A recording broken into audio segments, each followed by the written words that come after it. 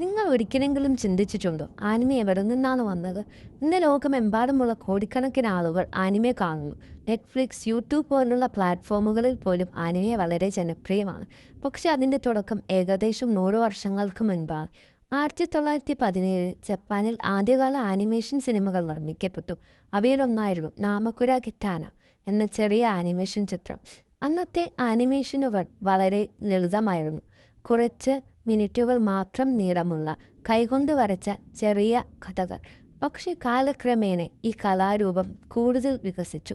1950കളിലും 60കളിലും ജപ്പാനിലെ പ്രശസ്ത മംഗ ആർട്ടിസ്റ്റായ Osama Tezuka ആനിമയുടെ ലോകം തന്നെ മാറ്റിമറിച്ചു. അദ്ദേഹം സൃഷ്ടിച്ച ആസ്ട്രോബോയ് എന്ന TV സീരീസ് 1963 പുറത്തിറങ്ങി. ലോകത്തിലെ ആദ്യത്തെ പ്രശസ്ത ആനിമെ TV ഷോകളിൽ ഒന്നായി മാറി.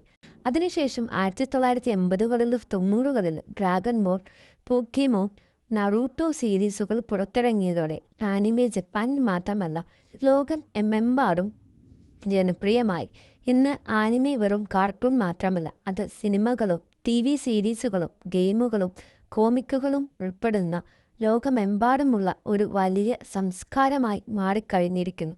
ജപ്പാനിൽ ആരംഭിച്ച ചെറിയ ആനിമേഷൻ പരീക്ഷണങ്ങളിൽ നിന്നും ഇന്ന് ലോകമെമ്പാടുമുള്ള കോടിക്കോടി ആരാധകരെ സ്വന്തമാക്കിയ ഒരു വലിയ വ്യവസായമായി മാറിക്കഴിഞ്ഞിരിക്കുന്നു.